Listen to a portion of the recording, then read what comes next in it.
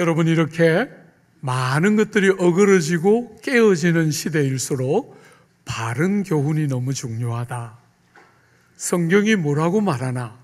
하나님의 말씀이 이 시대와 다르게 우리 보고 어떤 믿음을 가지라고 말씀하시나? 바른 교훈이 참 중요한데, 여러분, 그것만큼 소중한 주제가 뭐였냐면 그 바른 교훈에 합당한 삶이 어떤 것일까? 우리가 정말 말씀을 제대로 배운 사람이면 우리의 구체적인 삶의 자리에서 어떤 형태의 삶을 사는 것이 그 바른 진리를 믿는 사람들에게 합당한 삶의 모습인가? 바른 교훈만큼이나 합당한 삶은 어떤 것일까 하는 것이 중요하다. 이게 지금 2장 전체를 지금 지배하고 있는 주제 중에 하나입니다. 그죠? 우리는 이미 나이가 많이 드신 남자 성도들에게 합당한 삶은 어떤 것일까? 나이가 많은 여자 성도에게 합당한 것은 어떤 것일까? 나이가 상대적으로 젊은 여자 성도들은 어떤 것이 합당한 삶인가? 이런 것들을 쭉 봐왔죠. 그죠? 하나만 좀 생각해 보면 젊은 여자 성도들에게 꼭 필요한 합당한 삶이 어떤 것이었습니까? 남편을 사랑하고 자녀를 사랑하라, 이렇게 가르쳤습니다. 그죠? 거기다가 가정이 얼마나 중요한 공동체인지를 꼭 기억하고 가정을 다른 어떤 것들보다 가볍게 여기지 않도록 가정의 중요성과 그 소중함을 잘 지켜내고 살려내어야 한다. 이것이 젊은 여자 성도들을 향한 권면의 핵심 중에 하나였죠. 오늘 이제 젊은 남자 성도들은 어떻게 살아야 하나? 어떤 것이 하나님의 바른 복음의 말씀에 합당한 삶일까 하는 것을 보게 됩니다. 한번 볼까요? 6절입니다. 너는 이와 같이 젊은 남자들을 신중하도록 권면하되. 여러분, 여기 이와 같이 하는 것은 앞에서 말한 것과 같이, 그죠? 젊은 여자 성도들에게서처럼 젊은 남자 성도들도 가정을 소중하게 여기고 아내를 사랑하고 자녀를 사랑해야 한다 하는 이야기를 똑같이 하고 있는 거겠죠. 그죠? 이와 같이 하되 특별히 한 가지를 강조했어요. 신중하도록 권면하라. 여러분, 젊은 남자 성도들의 제일 보편적인 약점, 그게 뭡니까? 바깥으로부터 오는 충동에 의해서 성급하고 또 경솔하게 말하고 생각하고 행동하는 것. 이것이 어쩌면 젊은 세대들의 일반적이고 보편적인 약점 중에 하나일 거예요. 그죠?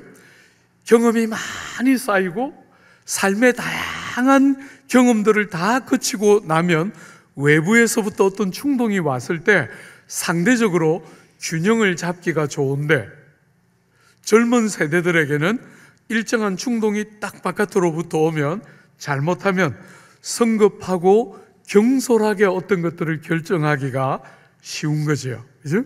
그렇게 해서는 안 된다. 예수 믿는 성도들답게 바른 교훈과 생명에 이르는 진리를 믿고 있는 성도들답게 성도인 우리는 젊은 세대가 갖는 한계들을 일정한 정도로 극복해내면서 신중함이 있어야 한다. 어떤 결정들을 내릴 때 바른, 딱 이렇게 균형 잡혀 있는 사유를 가지고 건강한 결정들을 할 수 있도록 경솔하거나 혹은 성급하지 않도록 충동적으로 어떤 것들을 결정하거나 폭발시키지 않도록 신중하도록 젊은 남자들을 권면해야 한다, 이렇게 말했죠. 여러분들이, 우리 특별히 젊은 형제들은 평생을 아내와 함께 살아가면서 여러분의 귀를 열어서 아내가 하는 말을 귀담아 듣고 절대로 성격을 폭발시키고 경솔하고 또 무례하게 누군가를 향해서 성급하게 어떤 행동들을 하지 않도록 귀를 딱 열어서 아내가 하는 말, 힘을 다해서 귀를 기울여서 들을 수 있어야 마음들이 훈련이 되고 연단이 되면서 젊은 나이부터 시작해서 나이를 먹어가면서 그 경륜이 더해져 가면서 하나님이 기대하는 성도다운 합당한 모습이 드러나게 되는 것이지요. 사랑하는 여러분, 이렇게 젊은이들에게 특별히 오늘 바울이 권면하는 것은 디도를 향해서, 지도자인 디도를 향해서 본이 될 것을 권면하고 있어요. 젊은이 남자 성도들을 가르치는 일에 지도자의 역할이 너무 중요하다는 거예요. 사랑하는 여러분, 어떤 면에서 저도 목회자로서 본이 되기를 요구받고 있지만 많은 한계를 저 안에서 보고 있기 때문에 약간은 자신 없는 두려움이 있어요. 그런 마음이 우리에게 다 일정한 정도로 있겠지만 그럼에도 불구하고 사랑하는 여러분, 지도자들에게는 일반인들보다 더 높은 기준을 당연히 요구할 수밖에 없고, 지도자들은 당연히 나도 너와 똑같은 연약함을 가졌다 하는 말로 절대로 합리화하지 않고 더 높은 기준을 잘 감당해야 된다는 사실을 인정하면서 약간은 두렵지만 우리가 같이 한번 어떤 일에 본이 되어야 하나, 지도자들에게 젊은 남자 성도들을 잘 양육해내는 일에 있어서 어떤 본이 되어야 하나, 여러분 한번 보십시오. 7절과 8절에 나와 있습니다. 범사에 내 자신이 선한 일의 본을 보이며 교훈에 부패하지 아니함과 단정함과 책망할 것이 없는 바른 말을 하게 하라. 여러분, 젊은 남자 성도들을 잘 길러내고 신중하게 삶을 살도록 돕는 일에 지도자들로부터 두 가지 중요한 본이 필요하다는 거예요. 첫 번째는 선한 일에 본을 보여야 한다는 거예요. 선한 일에 본을 보이고, 두 번째로 가르치는 일에 본을 보이는 이 두 가지 방법을 통해서 일꾼이 길러진다는 거예요. 사랑하는 여러분, 저는 개인적으로 우리 남서울 교회의 3대 담임 목사로서 1대 우리 홍정길 목사님과 2대 이철 목사님까지는 어떤 면에서 한국 교회의 건강한 모델이 되고, 한국 교회가 남서울을 볼 때 저렇게 말씀에 충실하게 애써서 살아가려고 하는 교회가 있다. 그래서 많은 부분에 조국 교회를 향해서 건강한 기준이 뭔지를 드러내고 나타내는 것, 그게 그 두 분 목사님 세대의 중요한 역할이었을 거라고 생각해요. 저는 제가 섬기는 이 기간과 다음에 오시는 목회자는 다른 어떤 것보다 건강한 사람들을 많이 길러서 좋은 목회자들을 배출해내고 헌신된 평신도들을 배출해서 조국 교회의 질적인 변화들이 일어나게 하는 것이 우리 남서울이 해야 될 저희 시기의 중요한 부름 중에 하나다, 이렇게 생각해요. 사람을 제대로 길러내야 된다. 목회자들을 잘 길러내고 성도들을 잘 길러서 조국 교회 구석구석에 가는 곳마다 건강한 교회로의 회복이 일어나도록 하는 것이 지금 우리 시대의 남서울의 중요한 역할 중에 하나다, 저는 그렇게 보고 있어요. 사랑하는 여러분, 건강하게 사람을 길러내는 일, 그 일이 너무너무 중요한데 그 일은 어떻게 해야 사람을 우리가 건강하게 길러내는 것입니까? 말하자면 교훈과, 제대로 된 교훈과 행실의 본을 통해서. 여러분, 거짓 선생은 믿는다고 말은 하지만 행실이 부정하는 자라고 말했는데, 바른 선생과 바른 교회가 사람을 제대로 길러내려면 바른 교훈과 바른 본, 행실이 합쳐져서 가르쳐져야 사람이 건강하게 길러진다. 여러분, 귀로 듣는 것과 눈으로 보는 것이 조화를 가져야 그때 비로소 건강하고 헌신된 일꾼들이 길러져 나온다. 사랑하는 여러분, 가르침과 본으로, 바른 가르침과 선한 일의 본으로 사람들을 길러낼 때 사람이 건강하게 길러지고, 그렇게 길러져야 우리 교회가 이 시대에 우리에게 기대하는 역할을 우리가 감당하게 된다. 사랑하는 여러분, 첫 번째 한번 생각해 볼까요? 사람을 기르는 중요한 일에 선한 일의 본이 되는 것이죠. 그죠? 누군가를 보면서 듣기만 하는 것이 아니라 누군가를 보면서 배우는 것이죠. 사실 이것은 제일 강력한 교훈 중에 하나라 할 수 있겠죠. 그죠? 나도 저 사람처럼 되고 싶어. 나도 저렇게 믿고 싶어. 제가 대학에 처음 딱 올라와서 저의 그 모교회 같은 그 교회에 처음 갔을 때 제가 하나님 앞에 했던 기도예요. 하나님, 나도 저 형들처럼, 나도 저 누나들처럼 예수 믿고 싶어요. 제 생에 처음 그런 기도했어요. 교회를 가보니까 별난 사람들도 참 많고 마음 다칠 일도 무수하게 많았는데, 그 교회를 가서 처음으로 형들을 보면서, 누나들을 보면서 하나님, 저도 저 사람들처럼 믿고 싶어요 하는 말이 저절로 나왔어요. 사랑하는 여러분, 좋은 본을 보는 것이죠. 그죠? 선한 일의 본이 되라. 특별히 그렇게 말했어요. 여러분, 선한 일이 뭡니까? 다른 사람들에게 덕을 끼치고 다른 사람들에게 유익을 끼치는 일이 선한 일이죠.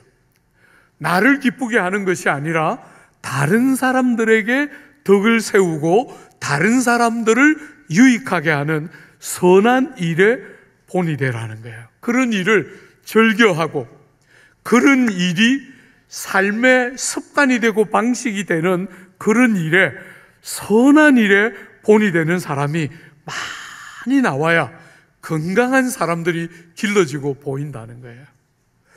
사랑하는 여러분, 우리 교회는 제가 볼 때 장로님들이나 권사님들이 정말 장점이 많아요. 제가 우리 부교육자들에게 습관적으로 자주 너희들이 목회를 해서 사람을 기를 때 어떤 사람을 기르고 싶으냐 할 때 주저하지 말고 우리 권사님들처럼 기르면 된다. 장점이, 우리 권사님들 안에도 약점이 있는 분들이 간혹 있지만 그래도 다수가, 훨씬 더 많은 숫자가 훌륭하게 교회를 사랑하고 헌신하고 희생하는 게 뭔지를 아는 건강한 선한 일에 본이 될 만한 건강한 분들이 계신 게 너무너무 감사한데, 사랑하는 여러분, 그 일이 약해지지 않도록, 여러분의 세대에 그 일이 약해져서 선배들 때는 이랬는데 하고 말지 않도록, 사랑하는 여러분, 선한 일에 많은 본들이 주변에 있게 되도록, 그죠? 선한 일에 본을 보이라. 참, 저도 너무 여러분들에게 많은 부분에서 죄송해요. 좋은 본이 되어야 하고 좋은 본이 필요한데 많은 약점이 있고 한계가 있다는 것이 세월을 살면 살수록 너무 미안하고 죄송해요. 그렇지만 절대로 타협하지 않고, 나도 사람인데 그렇게 생각하지 않고 더 높은 기준을 성경이 요구하는 것처럼 꼭 그 기준을 따라 살아내고 싶어요. 주 안에 사랑하는 여러분, 좋은 선한 일에 본이 되라. 이게 첫 번째, 사람을 기르는 젊은 좋은 성도들을 기르기를 원하는 디도에게, 건강한 교회를 세우고 싶어하는 디도에게 바울이 주고 있는 첫 번째 권면입니다. 그죠? 두 번째, 여러분, 바른 교훈을 가르침으로 사람을 길러내는데, 특별히 젊은 좋은 성도들이 길러져야 하는데, 오늘 이 바른 교훈에는 세 가지 중요한 특징이 본문에 드러나 있어요. 우리가 그 세 가지 중요한 특징을 동기, 내용, 방법이라는 세 가지로 우리가 고찰해 볼 수 있을 것 같아요. 그죠? 바른 말을 하게 해야 하는데, 바른 교훈에 근거한 바른 말을 하게 해야 하는데, 그 바른 교훈이 세 가지 특징을 갖고 있다는 거예요. 동기는 어떤 동기가 있습니까? 한번 보십시오. 여러분, 7절 하반절부터 보면 교훈을 가르칠 때 교훈에 부패하지 않아야 한다. 여러분, 첫 번째 바른 교훈의 특징은 부패하지 않은 교훈이에요. 그러니까 그 동기가 더러운 일을 얻으려고 하지 않고, 동기가 정말 그 회중들의 영적인 변화와 회복에 초점이 맞춰져 있고, 하나님을 영화롭게 하고 진리와 복음의 부요를 제대로 드러내고 싶어하는 동기가 부패하지 않은 더러운 이덕에 초점 맞춰져 있는 게 아니라 부패하지 않은 순전한 진리에 초점 맞추어져 있어야 이게 바른 교훈이 되는 것이죠. 그죠?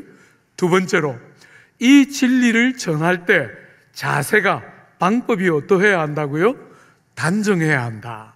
여러분, 이게 단정하다는 것을 조금만 풀어보면 진정성이 있는 진지함이 있어야 한다.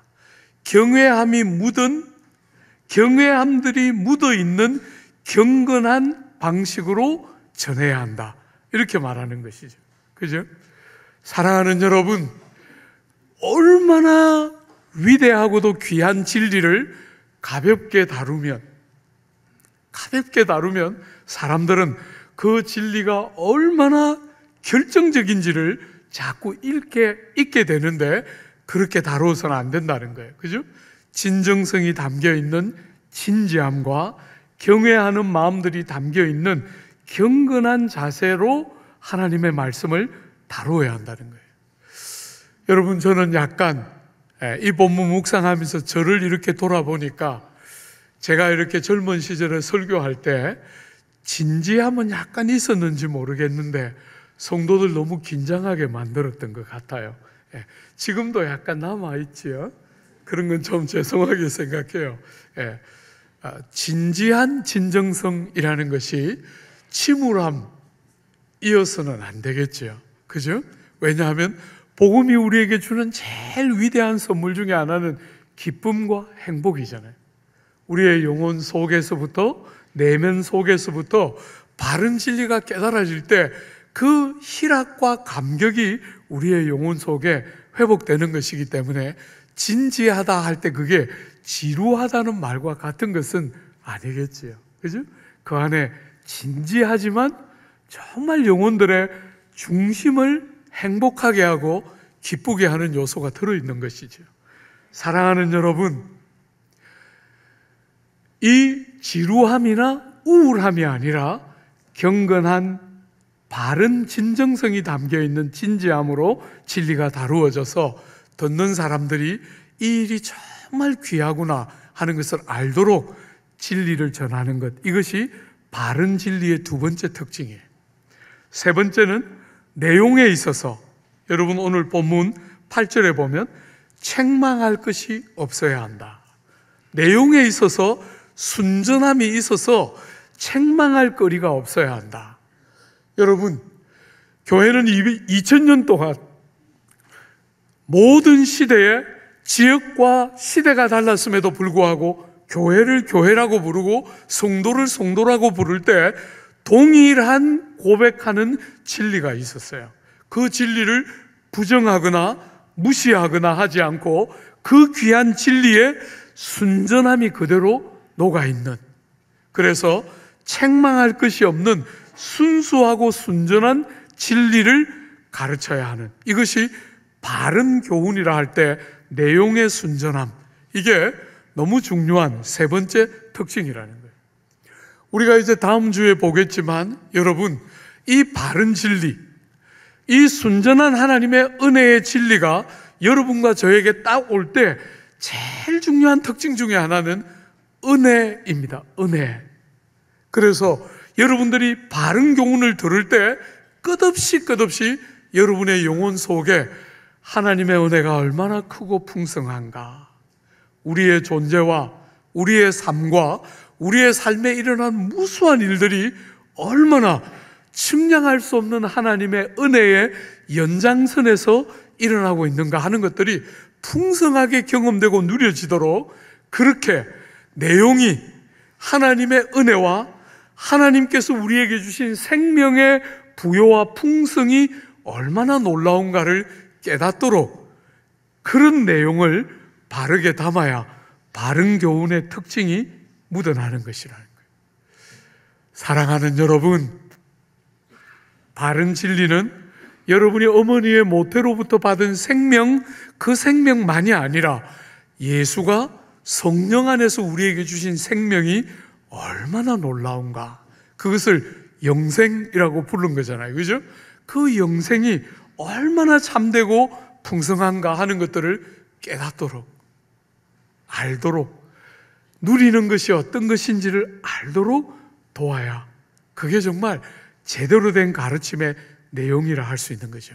동기가 순수하고 내용이 건전하고 전하는 자세와 방법이 그 메시지에 합당한 단정한 모양으로 전해져야 이게 바른 교훈이 된다는 것이지.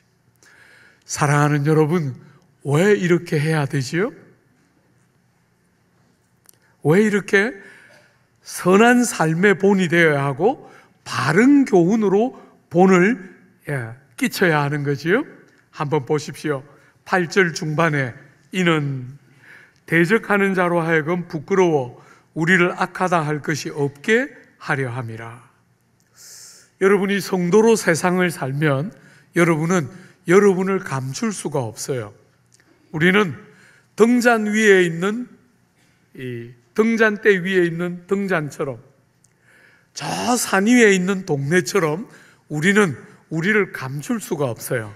우리의 존재 자체가 안 믿는 사람과 구별되고 다르기 때문에 우리는 어디를 가나 사람들의 주목을, 우리가 인기가 있어서가 아니라 우리의 삶의 방식 자체가 다른 데서 오는 사람들의 주목을 받게 돼요. 여러분이 초대교회 스토리를 기록하고 있는 사도행전에 보면 교회는 늘 주목을 받다가 대적하는 자들의 대적을 받거나 핍박을 받거나 아니면 그 주목을 받다가 깨달아서 함께 주님을 믿게 되는 사람들, 두 부류로 통해서 일부가 돌아오고 일부가 대적하면서 끝없는 고난과 핍박들을 교회는 반복해서 겪어와요. 그럴 때 여러분들의 가르침이 바르고 여러분들의 삶이 선한 삶의 본이 되어서 그렇게 대적하는 사람들이 대적을 그만둘 뿐 아니라 부끄러워하도록 여러분들을 본받고 살도록 그렇게 여러분과 저의 삶이 그렇게 되어야 한다는 거예요. 선한 일의 본이 되고 바른 교훈의 본이 되어야 한다. 사랑하는 여러분, 저는 늘 조국 교회에서 성도들이 기도할 때 하나님이 얼마나 아름다운가, 예수를 통해서 우리에게 주신 선물과 복이 얼마나 넘쳐나고 부요하고 그 일이 우리의 일상의 삶에도 얼마나 구체적으로 다양한 방식으로 경험되는지 그런 이야기를 많이 하나님 앞에 쏟아내고, 그럼에도 불구하고 그 모든 선물과 은혜에 우리가 너무나 부적절한 허물 많고 연약하고 죄인인 그 죄에 대한 고백이 충분히 하나님이 베푸신 은혜를 고백하고 그 은혜를 다 고백하고도 모자라는데 그 은혜를 생각하면 생각할수록 너무나 우리의 삶이 우리가 하나님 앞에 자격 없는 것이 깨달아져서 우리의 죄를 더 깊이 보고 하나님 앞에 우리를 토설하는 그런 기도들이 더 많아지기를, 너무나 많은 기도가 시작하자마자 회개로 달려가는 그런 기도 말고, 기도하자 하나님을 향한 무수한 감사와 고백들이 묻어나고, 그런 것 다음에 그 무수한 고백과 하나님을 향한 감사가 정말 은혜 때문에 얼마나 부족한 우리에게 거저 주셨는가 하는 것들이 깨달아지면 깨달아질수록 더 우리의 무가치함과 무자격함이 많이 깨달아지고 고백되는 그런 은혜가 있을 때 세상이 우리를 보면서 대적하기를 부끄러워하게 되는 은혜가 있을 것이다. 그런 일들을 기대하게 돼요. 두 번째로, 여러분, 종들도 가르쳐야 하는데 우리가 사는 오늘 시대는 종들이 없잖아요. 그죠? 그래서 이 종들은 누구일까? 여러분, 이 시대의 종들은 모든 경제 활동의 주체들이에요. 종들이 대부분의 노역과 고역을 다 감당하면서 로마 사회가 지탱되는 모든 경제 활동의 핵심은 종들이 주되게 했던 것이에요. 그러니까 오늘 우리의 개념으로 이 종이라는 개념을 바꾸면 피고용인이라고 생각하면 틀림없겠죠. 그죠? 여러분들이 회사에 취직이 되어서 그 회사를 일을 하고 피고용인으로 삶을 살 때 그런 피고용인의 삶에 합당한 삶은 어떤 것일까? 예수 믿는 사람으로서 여러분과 제가 일터에서 고용되어서 살 때 어떻게 사는 것이 예수 믿는 사람다울까 하는 문제의식을 갖고 이 본문을 보면 되겠죠. 여러분, 조국 교회나 사회가 여러 연약함이 있지만 우리는 식민지를 겪었고 우리는 내전을 겪었던 민족이기 때문에 우리나라가 아주 중요한 순간에 건강한 직업윤리라는 것이 뭔지를 세울 수 있는 기회가 없이 바로 자본주의라는 것에 너무 쉽게 쓱 다가갔기 때문에 지금도 너무나 많은 부분에 직업윤리가 뭔가가 건강하게 안 세워져 있어요. 여러분, 과거에 우리가 식민지 밑에서 살 때는 열심히 일하면 그 침략 국가를 유익하게 하는 거니까 열심히 일하고 정직하게 뭔가를 하는 것이 중요한 게 아닌 시절이 있었기 때문에 많은 윤리가 어그러지는 과정을 우리는 겪어왔어요. 사랑하는 여러분, 이제는 성도로서 하나님을 믿는 사람으로서 우리가 일터에서 어떻게 살고 그런 건강한 성도들의 직업윤리가 조국 사회 구석구석에 좀 흘러가야 되는 것이 여러분과 저희이기 때문에 그런 문제의식을 가지고 이 본문 한번 보십시오.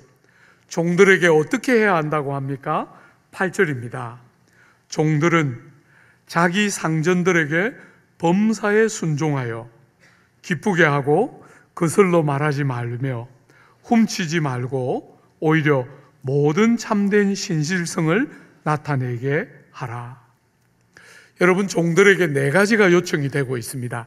4가지. 첫 번째는 순종하여 기쁘게 하라 입니다. 그죠? 순종하여 기쁘게 하는 것. 두 번째는 거슬러 말하지 않는 것입니다. 앞에서는 순종하는 채 하는데, 주인을 공경하는 채 하는데 뒤로 돌아서서 험담을 하고 말을 만들어내는 그런 어리석은 일 해서는 안 된다는 거예요. 셋째로, 여러분, 훔치지 말고 주인의 것을 도둑질하지 말고, 넷째로 참된 신실함을 나타내게 하라. 여러분, 첫 번째부터 한번 생각해 볼까요? 순종하여 기쁘게 하라, 이렇게 말했어요.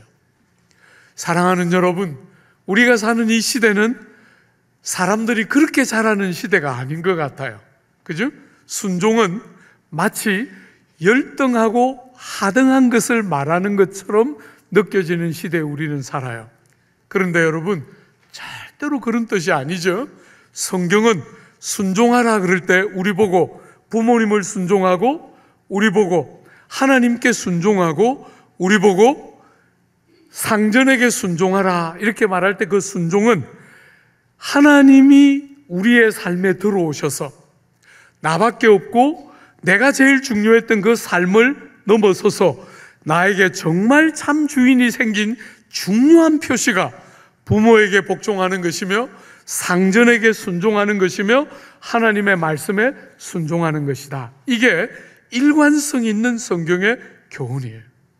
하나님을 순종하는 백성된 표시가 여러분의 삶에 부모를 대할 때 드러나고 여러분을 고용한 일터의 고용주들을 대할 때 그렇게 대하라는 거예요.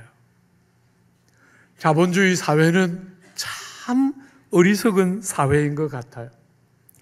돈이 제일 중요하다고 가르치면서도 돈이 많은 사람들을 건강하게 존경하는 게 아니고 무슨 잘못된 짓을 해서 돈을 벌었겠지 이렇게 만드는 참 파괴적인 논리가 많이 있는 것이 오늘 우리 시대의 아픔이에요. 사랑하는 여러분, 종들이 주인이 어떤 일을 시킬 때 억지로 너무너무 하기 싫은데 주인이니까 시키니까 억지로 하는 그런 삶을 반복하지 말고 하나님께 순종하는 백성의 표시를 그 주인을 향해서 공경하는 마음을 담아 복종하고 그런 마음이 전달되므로 기쁘게 하는 그런 방식으로 이 시대를 살아라 이렇게 가르치고 있는 거예요. 사랑하는 여러분, 요즘 우리가 사는 이 시대는 사람들을 공경한다 하는 개념이 다 무너지는 것 같아요. 공경하지 않고 조금만 수틀리면 나쁜 말 막 쏟아내는 참 험한 시대가 되는 것 같아요. 여러분과 제가 이 험한 세상에 선을 좀 그어놓고 하나님 때문에 공경하는 마음을 딱 가지고 그를 기쁘게 하는 우리를 고용한 그 고용주를 그냥 월급의 관계 안에서 그렇게만 대하지 말고 하나님이 만나게 하신 분인 줄 신뢰하면서 공경하는 마음을 담아 여러분들이 일을 하는 걸 볼 때 흡족한 마음으로 기쁘게 하도록 그 일을 감당하라는 거예요. 이게 첫 번째였습니다. 그죠? 두 번째, 말을 앞에서는 잘 순종하는 것처럼 공경하는 것처럼 하면서 뒤에 가서 나쁜 말 하는 그런 어리석은 일 여러분과 저는 절대로 해서는 안 된다는 거예요. 우리는 하나님의 눈앞에서 사는 사람이에요. 안 믿는 사람들처럼 그냥 눈에 보이는 것만 잘하는 게 아니고 하나님의 눈앞에서 사람이 보든지 아니 보든지 그 하나님이 우리의 삶의 기준이기 때문에 내가 그 사람 앞에서 할 수 없는 말을 뒤에서 하지 않아야 우리는 정말 합당하게 살아가는 성도의 삶을 살게 되는 거예요. 부탁합니다. 여러분들의 말이 여러분들의 신앙을 담아내도록 여러분의 말이 여러분이 예수 믿는 사람이라는 표시가 드러나도록 그렇게 종인데 그렇게 나쁜 말, 불평하는 말, 저주하는 말밖에 할 줄 모르는 그 종들에게 말이 달라져야 한다고 말하고 있는 것이에요. 세 번째, 사랑하는 여러분, 세 번째는 훔치지 말라. 주인의 것인데 내 것처럼 내가 땀을 많이 흘리는데 주인이 너무 많이 가져간다 이러면서 내가 설적해도 되는 것처럼 자기를 정당화시키면서 주인의 소유를 절대로 탐하거나 도둑질하는 일 안 된다는 거예요. 여러분, 근무 시간에 힘써서 여러분을 고용한 고용주들을 잘 섬기고 그런 깨를 부리면서 절대로 여러분들의 하고 싶은 것들을 하면서 시간을 적당히 때우는 거 그거는 우리들에게 합당한 삶은 아니라는 거예요. 종교교육을 하면서 독일이 완전히 황골탈퇴를 하게 돼요. 나라도 없었던 그 불쌍한 땅에 마틴 루트를 비롯한 무수한 개혁자들이 일어나면서 독일 자체가 확 달라지기 시작하는데, 가장 대표적인 것이 하나님 면전에서 하나님을 섬기는 것처럼 일상을 살아내면서, 여러분이 아는, 제가 어릴 때까지만 해도 독일 하면 전 세계가 알아주는 그 신뢰할 만한 그 어떤 것이라고 할 때, 그 흐름이 신앙으로부터, 하나님의 면전에 서 있는 신실한 성도로부터 독일의 민족성을 바꾸어내는 영광이 있었던 것처럼, 식민지를 거치고 내전을 거치면서 아무도 믿으려고 들지 않고 그냥 자기와 자기 가족밖에 모르는 이 조국 땅에 건강한 직업 윤리가 여러분과 저를 통해서 흘러가도록, 그렇게 우리가 사는 것이 너무너무 중요하다. 네 번째, 사랑하는 여러분, 모든 신실함을 나타내어라. 절대로 눈가림만 해서 살지 말고 충성스럽게 섬겨서 하나 두 개가 쌓이니까 저 사람은 믿을만 하구나 하는 신뢰할 만한 삶을 사는 것, 이것이 성도들에게 합당한 삶의 방식이다, 이렇게 말해요. 여러분들이 사람들을 대할 때 보잖아요. 어떤 사람을 보면 저 사람은 신뢰할 만한 것 같다. 물론 그러고도 또 당해서 고통을 당할 때도 있지만, 사랑하는 여러분, 여러분들의 충성스러움들이 사람들의 눈치만 보고 사람들 앞에서만 적당히 하는 것이 아니라 정말 충성스러움들이 드러나서 신뢰할 만한 사람이 되도록 그렇게 사는 것이 이 자본주의 시대에 야가서 손해보지 않고 제 것을 잘 챙기는 것이 지혜라고 믿는 이 미련한 시대에도 변함없이 하나님의 사람들에게 이런 신뢰할 만한 사람이 되도록 촉구하고 있는 것이에요. 사랑하는 여러분, 우리가 언젠가 나라의 비리가 많이 드러났을 때, 그때 그 비리에 연루된 다수의 기독교인들을 우리는 알고 있어요.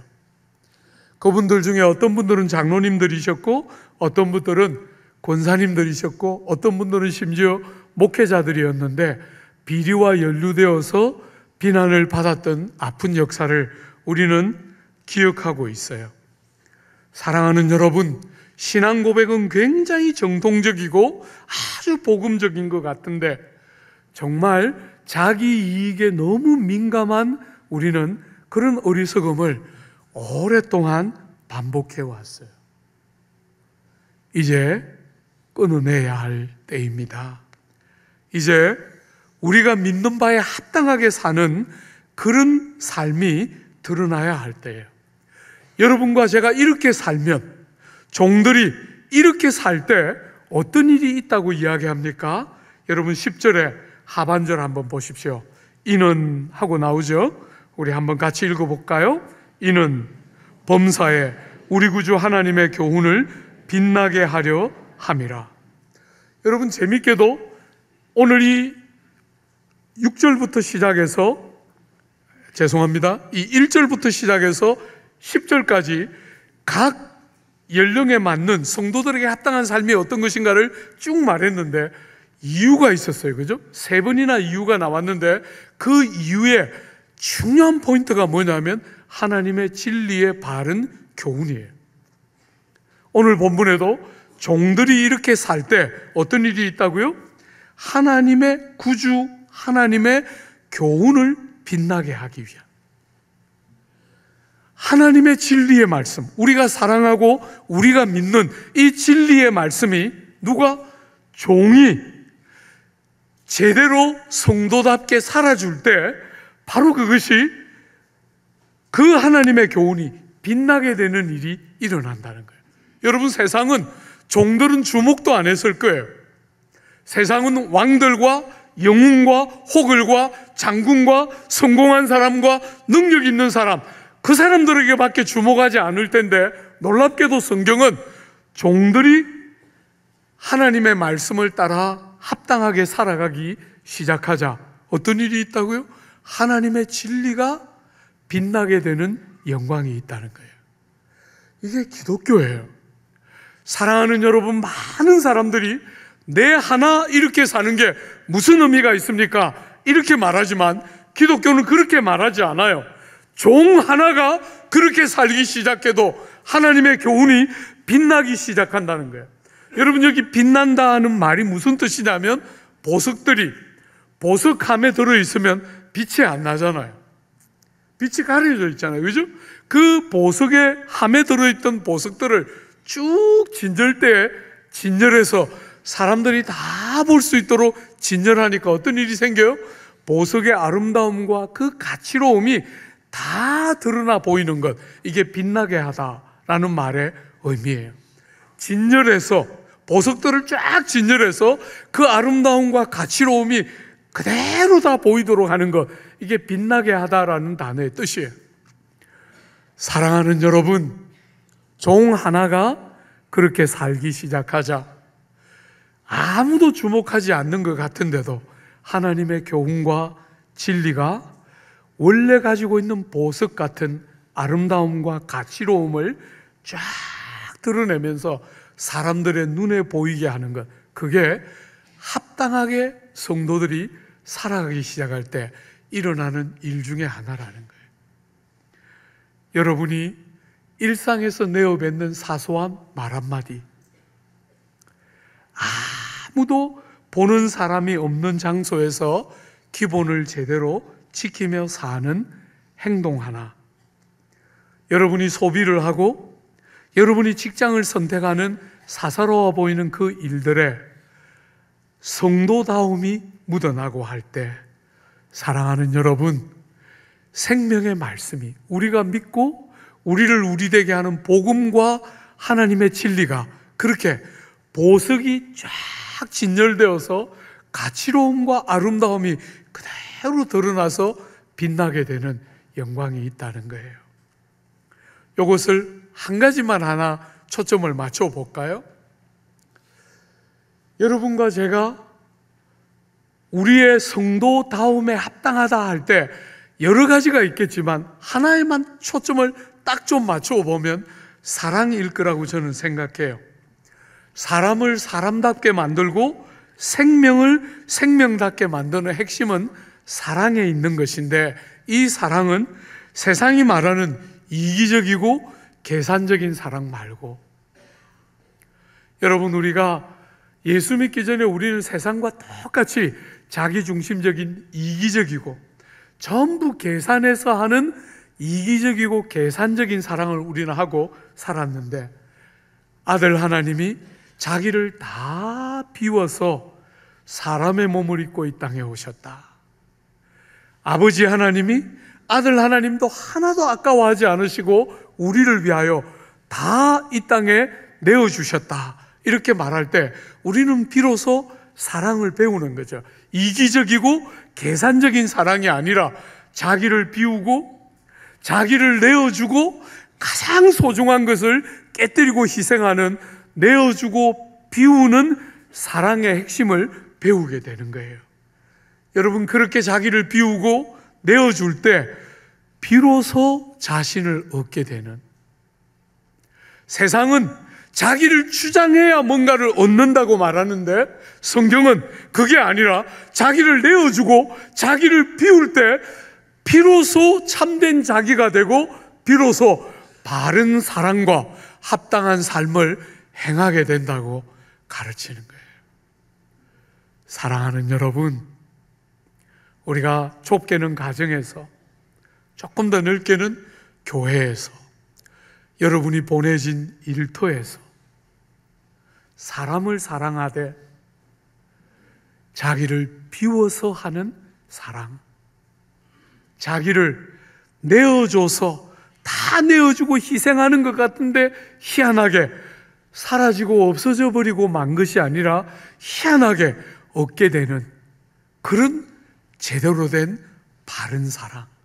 그래서 우리가 가는 곳마다 성도의 삶에 합당한 삶이 사라져서 조국 사회 안에 너무 많은 것들이 무너지고 있는 이 조국 사회 안에 건강한 하나님의 진리가 다시 세워지는 영광이 있게 되기를 기대하고 축복합니다.